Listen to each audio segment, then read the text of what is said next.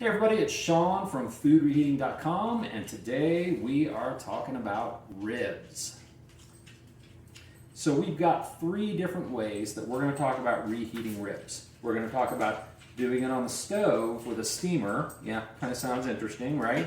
We're going to do it in the oven in a tinfoil tent, and we're going to do it in the air fryer in a tinfoil tent as well.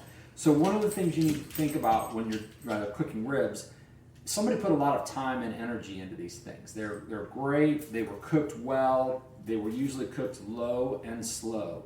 And the thing about reheating them is you want to go low and slow as well. So the first thing we're going to talk about is using the steamer in a pot on the stove. And the most important thing that you need to know here is that you have to have some liquid. You have to be able to provide some steam, and apple juice is a great way to do that. Apple juice gives a little bit of flavor to it, but it also keeps it nice and moist. The second thing you need to think about when we're doing the oven is we've got to be able to build a little tent of tinfoil around it and also put a little liquid in there. And what happens is it'll continue to absorb that liquid as it heats up. The same principle applies for the air fryer, and that you got to keep in mind the air fryer is going to cook them really fast, so you've got to make sure you've got quite a bit of liquid in there.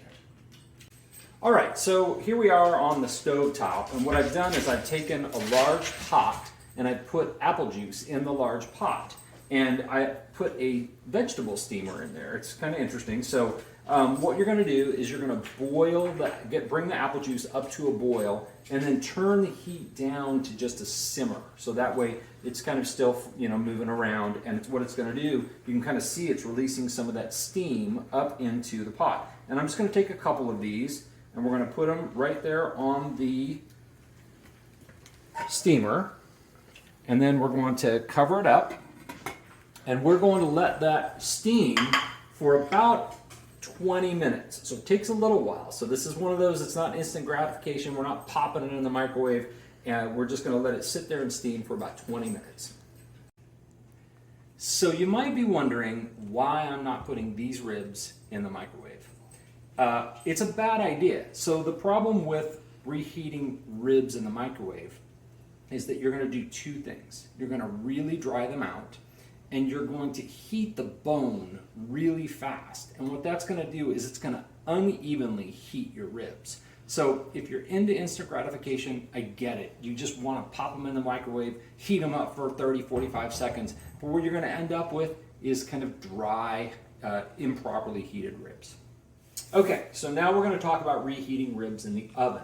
So what I recommend, again, is low and slow. We're talking about 275 degrees in the oven for about 25 minutes. And what you can see I did is I put a couple of ribs inside a little tinfoil tent, and I poured some apple juice in that little tinfoil, so that way it's got some liquid to be able to reabsorb. It'll give it a nice sweet taste. So I'm going to pop it in. We're going to make sure that we put it on the center rack so that we keep it away from the high heat and low heat up at the top and the bottom. All right, we're all set to put our ribs in the air fryer. So again, I've created a nice little tent for the air fryer. I put some apple juice in there to give it some moisture to absorb. Question came up about why apple juice. Apple juice is just a really good sweet liquid that helps rehydrate, and it gives just a little good flavor. Some people put plain water in, some people put Coca-Cola in because they think it helps with a kind of a caramely flavor. So you can use whatever liquid you like, just make sure you're adding liquid when you're cooking your ribs or reheating your ribs. So we're going to add them to the air fryer.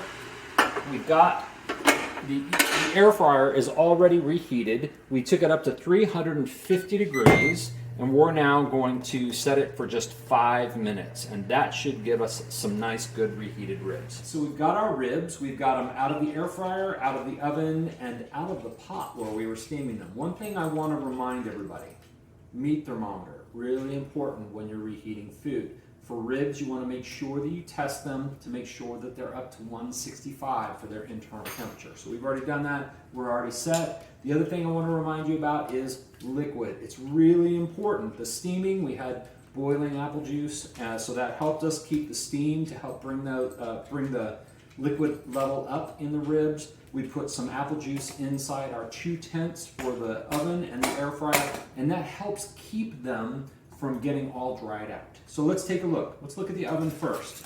So here we are. You can still see some of the apple juice down there on the bottom, but it evaporated and it basically absorbed most of that liquid. So we're going to take a look. Look at how kind of they literally just split off the bone. Look how nice that is. So the oven, great way to be able to reheat your ribs. That looks, and you guys, I can't tell you how good this smells. All right, next we're going to go over here and we're going to take a look at the air fryer. Now remember, the air fryer cooks really fast. We only had one for this, so that's okay. And you can see it gave it a good little crisp. Most of the apple juice has been absorbed.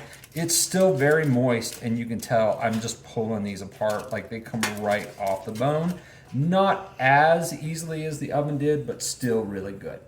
All right, let's come over to this one. And the reason I saved this for last is because I'm really interested in it. And I'm telling you right now, this is now my go-to way to reheat ribs. Basically, all that steam came up, they come apart like nothing, but they're not, chewy. Basically, it's retained their outside crust, but basically you can separate these right off the bone. I feel like this is kind of bringing them back to exactly how they were when I got them at the restaurant in the first place. So there we have it.